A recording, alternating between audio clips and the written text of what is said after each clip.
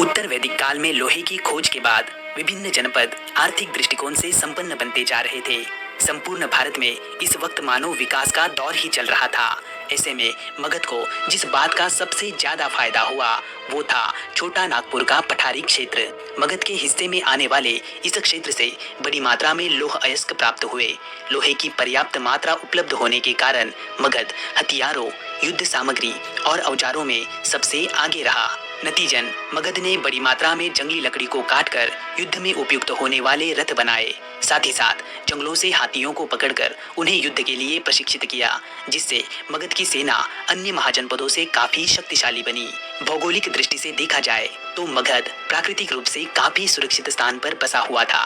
उसकी प्रारंभिक राजधानी राजगृह पहाड़ियों से घिरी हुई थी, तो दूसरी राजधानी पाटलिपुत्र गंगा, गंडक और सोन नदी के संगम पर बसी हुई थी, जिस कारण मगध पर आक्रमण करके उसे जीत पाना आसान नहीं था। राजनीतिक दृष्टिकोण से देखा जाए तो मगध में क्रमिक रूप से जो भी राजवंश आए, उन सभी राजवंशों में अनेकानेक शक्तिशाली राजा हुए, जिन्होंने मगध के साम्राज्य विस्तार में अपना महत्वपूर्ण योगदान दिया और मगध की प्रशासनिक व्यवस्था को सुदृढ़ बनाया, जिससे बढ़ते साम्राज्य पर नियंत्रण रख पाना मगध के लिए आसान साबित हुआ। इसी के साथ साथ मगध में बिछे नदियों के जाल और वहां के जलोढ़ मिट्टी से कृषि से अधिशेष उत्पाद का निर्माण हुआ, जिसका व्यापार नदी मार्गों के माध्यम से भारत के अन्य क्षेत्रों में किया गया। इससे मगध आर्थिक रूप से बेहद ही संपन्न राज्य बना। इस प्रकार मगध की हो रही आर्थिक वृद्धि, उसकी प्रशासनिक स्थिरता और राजवंशों की महत्वाकांक्षा ने मगध को अन्य महाजनपदों से काफी आगे बढ़ाया।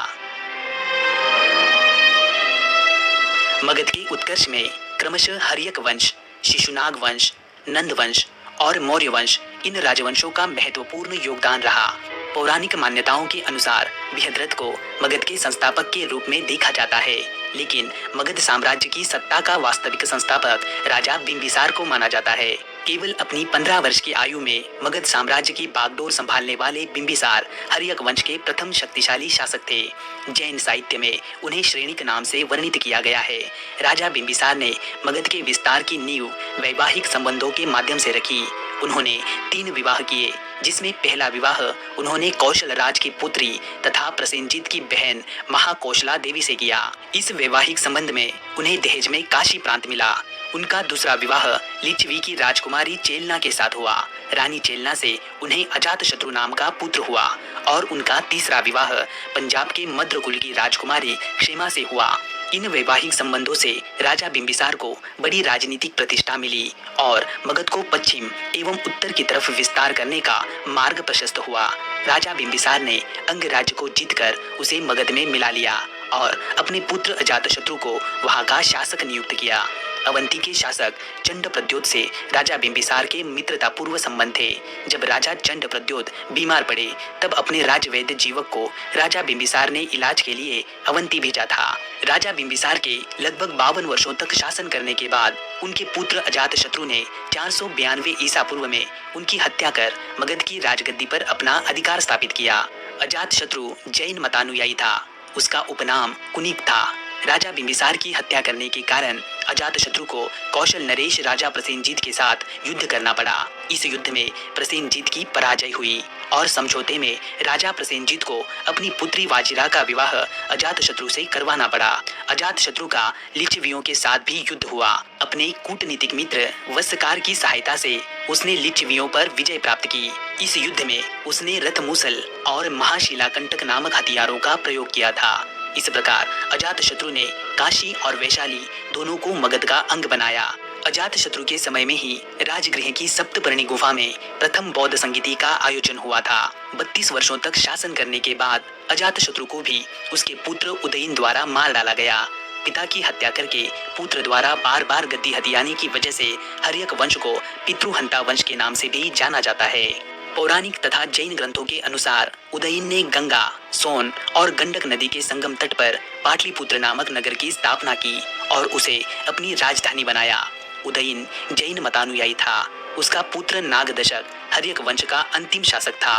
नागदशक के अमात्य शिशुनाग ने नागदशक को पदच्युत करके राजगद्दी पर अपना अधिकार स्थापित कर लिया और फिर मगध पर शिशुनाग नामक एक नए वंश की स्थापना हो गई।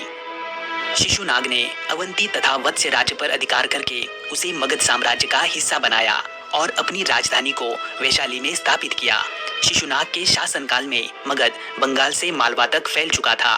शिशुनाग के मृत्यु के पश्चात उसका पुत्र कालाशोक राजगद्दी पर बैठा।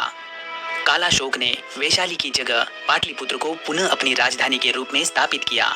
कालाशोक के समय ही वैशाली में द्वितीय बौद्ध संगीति का आयोजन किया गया था। पुराण तथा दिव्यावदान में कालाशोक को काकवर्ण नाम से संबोधित किया गया है। बाणभट्ट रचित हर्षचरित के अनुसार काकवर्ण की राजधानी पाटलिपुत्र में घूमते समय महापद्मनंद नामक व्यक्ति ने चाकू मारकर हत्या कर दी। कालाशोक की मृत्यु के पश्चात उसके पुत्रों ने 22 वर्षों तक मगध पर शासन किया। नंदीवर्धन शिशुनाग वंश का अंतिम शासक रहा और फिर मगध पर नंद वंश की स्थापना हुई। महापद्मनंद पुराणों के अनुसार मगध पर नंद वंश की स्थापना करने वाला महापद्मनंद एक शूद्र था। पुराणों में उसे सर्व क्षत्रांतक अर्थात क्षत्रियों का नाश करने वाला तथा भार्गव अर्थात परशुराम का दूसरा अवतार कहा गया है। अपने निकटवर्ती सभी राज्यों को जीतकर मगध के विशाल साम्राज्य का निर्माण कर चुके महापद्मनंद ने अपने आप को एक राट एवं एक छत्र की उपाधि धारण की। उसने कलिंग को जीता और वहां से जिनसेन की मूर्ति को उठाकर मगध लाया। महापद्मनंद के 8 पुत्रों में से धनानंद नंदवंश का अंतिम शासक रहा। सन 326 ईसा पूर्व में सिकंदर ने जब पश्चिमोत्तर भारत पर आक्रमण किया तब मगध पर धनानंद का शासन था, अर्थात धनानंद सिकंदर का समकालीन था। यूनानी लेखकों ने धनानंद को अग्रमीज कहकर पुकारा है। धनानंद ने जनता पर कई सारे कर लादे थे, जिस कारण जनता धनानंद से असंतुष्ट थी।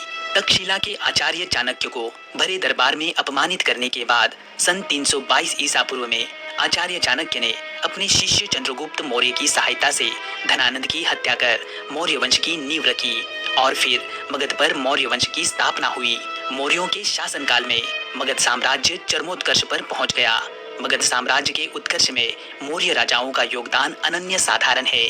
उनके इस योगदान को हम अगली वीडियो में विस्तार से समझेंगे।